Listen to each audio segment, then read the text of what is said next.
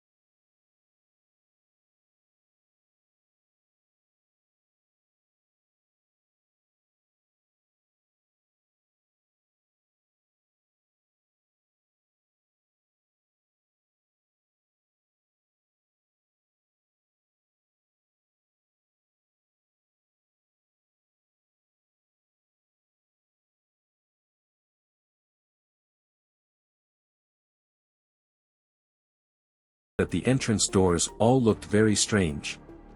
All of them, starting from the first, had some kind of scratches, some were very distinct and deep, some were less so. I decided to ask about this later. As well as about the light. But seeing the light on the third floor, I breathed a sigh of relief.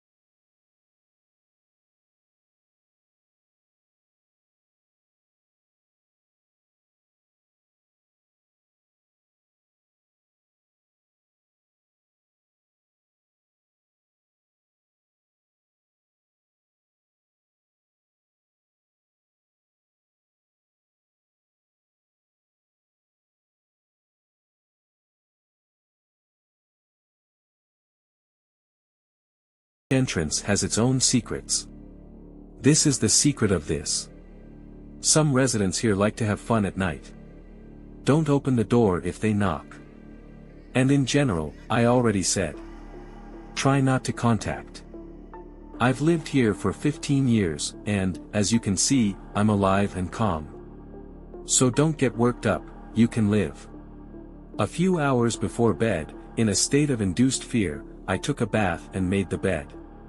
The shower cleared my bad thoughts, and after reading the history of the house, I calmed down completely. There was nothing criminal or suspicious. Adults have their quirks. But if a man considered it necessary to tell about what was happening, then it matters.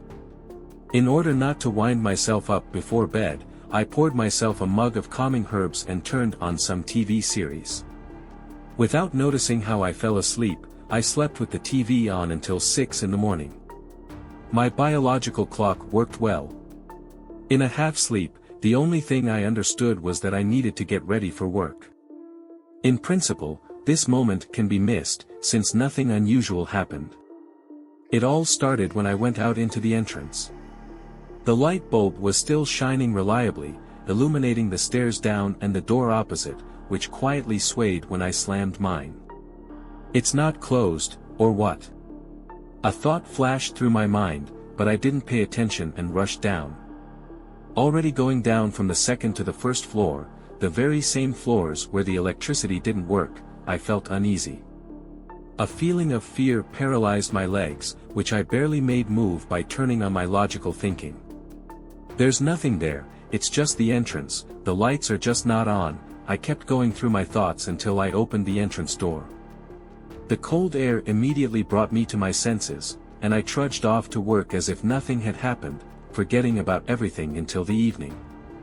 At work, my colleagues and I agreed to meet in a cafe in the evening. The day flew by unnoticed, and already leaving the factory, my friend caught up with me. "Shall we party today?" she asked me, anticipating a Friday party. But my thoughts were occupied with thoughts about the entrance. That damn entrance again. There's nothing in it. Ordinary residents, and I'm just too suspicious. Hey! Lena, can you even hear me? My friend called me. Sorry, I just moved. I'm thinking about my plans. I know. How do you like the new apartment, by the way? I heard there's some crazy stuff going on there. My friend said, not making the situation any better. Yes, thank you, you calmed me down. I answered nervously and realized that I had gone too far. Sorry. There's nothing special there. It's an ordinary apartment. Listen to these bogeymen, you'll go gray sooner. And I'd like to meet something unusual. Something, you know, paranormal.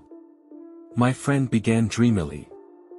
I realized that if I didn't stop her now, I'd have to listen to her interesting stories and theories all evening. I wouldn't say that I'm a skeptic, no, but each time I move further and further away from it. In vain. I answered her. Oh, come on, relax. Listen, maybe I should come over to your place. There's only an hour left before the meeting, and I live the furthest away from all of you. At first, I didn't really like this idea, but then I found a lot of advantages. I'll show my friend my new apartment, and it won't be so scary to be alone. We'll go crazy a bit, have some fun, so as not to waste time at the meeting. Of course. After all, that's what friends are for, who won't let you skip a party. I'll show you my mysterious, mystical mansion. We reached my entrance. We were already silent towards the end. I listened to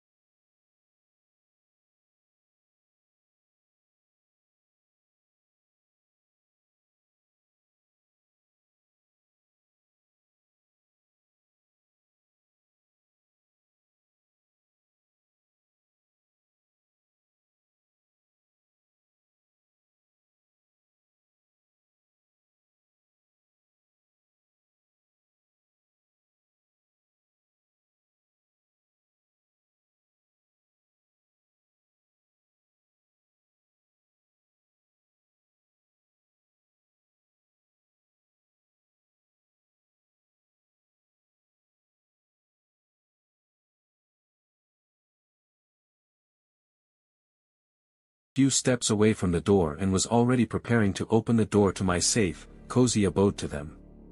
Who, them? Without fully understanding this, I realized that I cannot allow this opportunity to my friend. So, like a fit, I screamed so hard that I am hoarse, to my friend, who was a few seconds away from her, as it seemed to her, good idea to open the door, and, jumping up from the chair, knocking it over onto the floor, I run to her. What? My friend shuddered and immediately removed her hand from the door, as if she had burned herself. I ran up to the door, blocking it with my body, and whispered, "Don't open it." My friend looked me over from head to toe with such a look that for a second it seemed to me that we had never met. What the hell? Are you overworked? What if that guy wasn't lying? And something is really going on here? I just moved in. I've only been here for a day. And? My friend asked, not seeing the problem. Please. After all, this is my apartment. And I want to feel safe here. Behind me, there was another unobtrusive knock. At that moment, I thought that I would die right there, because it was so close, as if no door separated me and the stranger. Noticing how pale I turned, my friend took me by the arm and led me to the kitchen, only turning around at the door, frowning. A few minutes later, I came to my senses. My friend was sitting next to me, as if nothing had happened, scrolling through the news feed. Noticing that I had moved away from what had happened, she immediately turned off the phone and turned to me. What was that? I told you. You don't believe me? Len. Having immediately understood everything, I went into the room to get the phone to call the owner. My friend followed me. We have half an hour left before leaving. I'll order a taxi. Okay. I agreed, busy looking for the phone. Having found what I was looking for, I immediately dialed the number that had become my favorite in my contacts from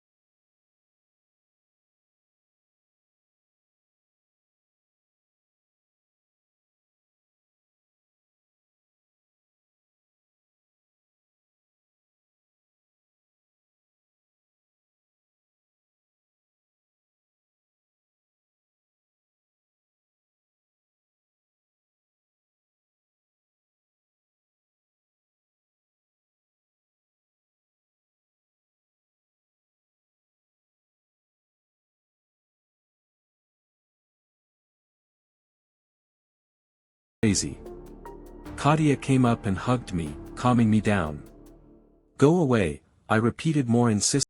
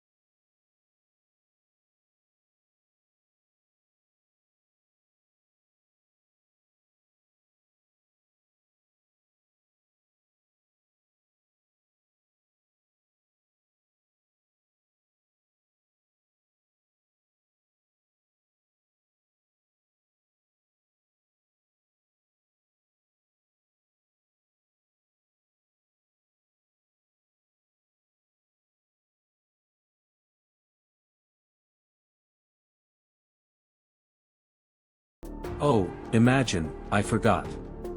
Yes, yes, I forgot. My friend would never forget about such meetings. Where did you put her? I thought, looking at her and her twitching movements.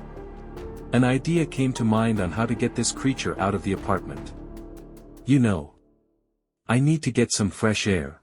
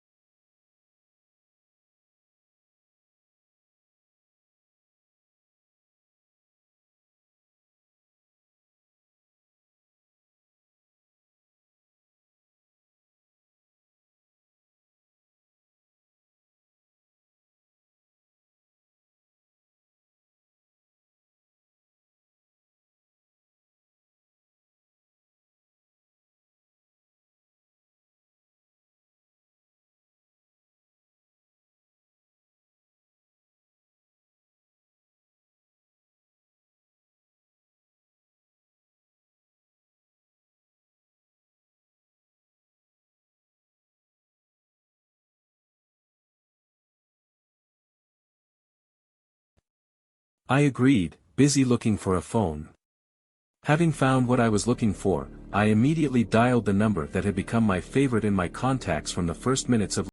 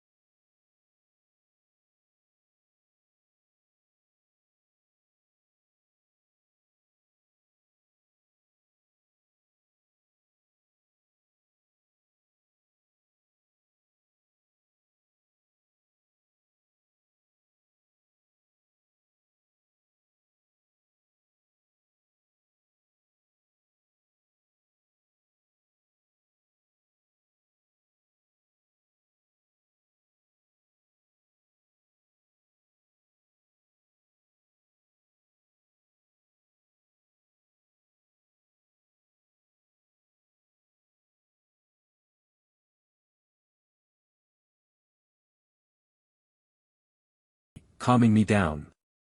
Go away. I repeated more insistently, but she just grabbed me and started apologizing.